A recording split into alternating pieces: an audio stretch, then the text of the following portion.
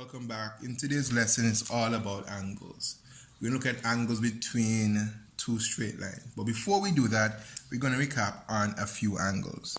We know that our first angle that I have here is a right angle. And a right angle is any angle we know that measures 90 degrees. Now we have our acute angle. Acute angles are those angles which are less than 90 degrees. The reflex is an angle that is greater than 180 but less than 360. The obtuse is an angle that is greater than 90. It's greater than 90, so it's an angle greater than 90, but it's less than 180. Alright, so we're about to dig into our corresponding slash F angles. These are corresponding angles. We have two straight lines. The angle at the top and the angle on the inside here is the same. For example, if this is 60, then this would be 60. This is called our corresponding angle. Corresponding angle. And then we have our alternate angles or Z angles. So once we see the letter Z being formed, the angle created here and this angle is going to be the same. This is 100 degrees, then this would be 100 degrees. Please remember that angles on a straight line add up to 180 degrees. So if I ask you this question here, if we have two straight lines, the amount of degrees between the two straight lines would be what?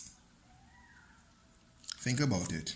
If this is 180 and that's 180, then between here I will have 360 degrees. So the angle between two straight lines is 360 degrees.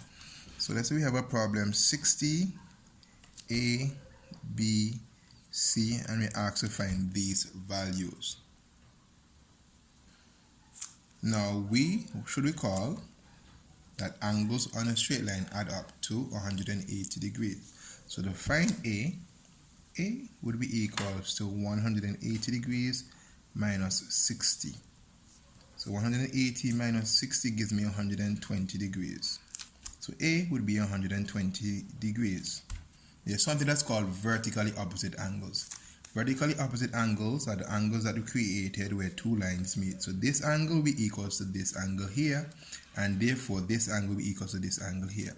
So this angle will be equals to 60 degrees, and because this is vertically opposite, this is equals to 120 degrees. Now to jump from one line to another line, we have to use either the corresponding or the alternate angle. Okay, so we're going to look for either the letter Z or the letter F. If we look here, this angle here and this angle here creates the letter F. Please note, when we did the corresponding angle is the angle that's on the top or on the top or the top. Another way of looking at it is at the bottom and at the bottom. So it's either on the top, or at the bottom, at the bottom. So if this was 30 degrees, then this is also going to be 30 degrees. Okay?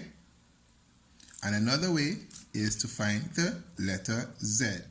Let's look at the letter Z. Zoop, zoop, zwabab. So if one is an alternate angle, we know that the angle inside here and the angle inside here is going to be the same. So if I can see the letter Z being formed right here, this angle here, which is 120, is going to be equal to this angle here. So whether I use the alternate or the F angle, this angle is equals to 120. And because I know this is vertically opposite, then that's 120. Then C also going to equal to 120 degrees. And then D is going to be equals to 180 minus 20, 120, which gives me 60 degrees. What about if we have one with three lines and we only given this angle, which is 70 degrees, and we ask to fill in A, B, C, D, and E. Now don't get scared. We're going to start off with what we know. And what do we know is that we know that this angle is going to be equal to this angle because it's vertically opposite. So I put my 70 here. Alright, to get from one angle to another angle, sorry, to get from one line to another line, we're either going to have to use our F's or our letter Z.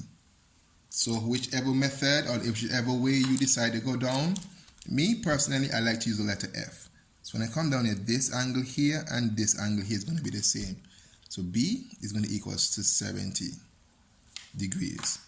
And also D is going to equal to 70 degrees. Remember, when you're doing your corresponding, the angles on the top of the F's are the same.